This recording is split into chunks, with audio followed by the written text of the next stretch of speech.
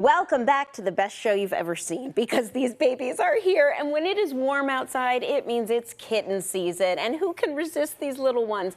But for shelters and rescues, kitten season isn't always so warm and fuzzy. In fact, many underage kittens are euthanized every year because there's just nowhere for them to go. So here to explain more, Bailey with Metro Animal Care and Control, and Jen as well, who's an amazing foster.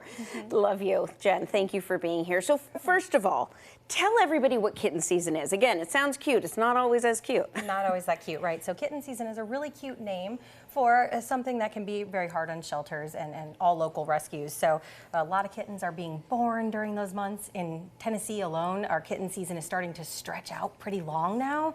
And it really does bring quite a strain to shelters, just tons and tons of kittens coming in. Yeah, and just know the lack of resources everywhere across the country, not just here.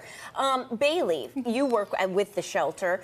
Tell us what it's like during this time of year when the influx of underage kittens come pouring in. Oh my goodness, it just feels like it's every day. We get some in, and normally it's towards the end of the day too, and we're like, oh, we're trying to go home, and 5 kittens come in, all need a foster home.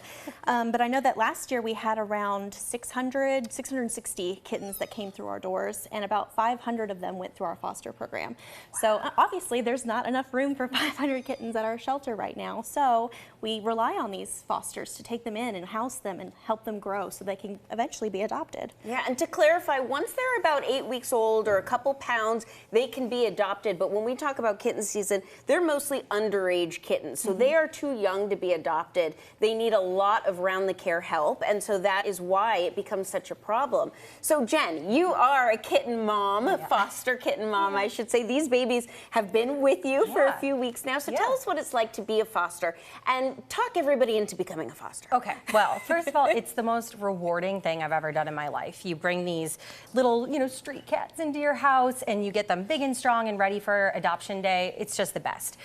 The thing about fostering that's great is there's a kitten for every situation for somebody. If you have more time and you want to bottle feed, you can do that. If you want a kitten who's just 7 weeks old and just needs a little bit of time to grow, you can do that. So it's bringing them into your home. It's providing them a loving, safe, warm environment to just get big enough to find that forever home. Yes, and I should say that Metro Animal Care and Control and most shelters and rescues do provide the everything you need. The food, the formula, the litter, all of that. So it's not necessarily any out-of-pocket expense. And you have a beautiful room dedicated to this. You don't need that, though. I mean, what does someone really need to become a kitten foster? Yeah, I mean, a tiny bathroom or a little pen that you can set up in your living room. Like you said, the shelter's providing you with the food and the litter and the toys even. So really just a tiny little space and a lot of love in your heart to give them. They really don't need much. Oh my gosh, and Bailey, you guys have come up with a foster mentorship program. Yes, we did decide to do that. It's basically, Jen and I, I didn't do it myself. Mentorship program. No, there's a bunch we have many people that help out with the mentor program, but Jen is pretty much the heart of it, and she kind of, as much as I would love to take credit, she has been a superstar when it comes to our foster program in general. And it was basically just started so that we could provide support to our fosters at all times, even in the middle of the night when you have that question of like, why won't my kid eat? Jen is there to offer that quick assistance so that you don't have to feel alone.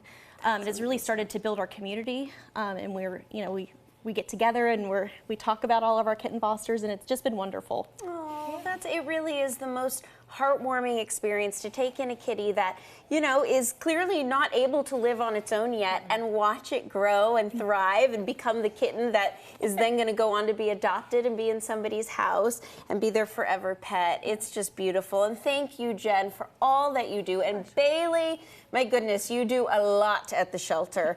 Dogs, cats, fosters, everything. So thank you very, very much. And please, everybody out there, please help out this kitten season. Contact these ladies on social media. You can find Jen at Nash Foster Kittens, and Bailey is always at Nash Animal Care, or Metro Animal Care, I should say, too, as well. So go over there. It's at On Harding, and you can chat with her and become a foster.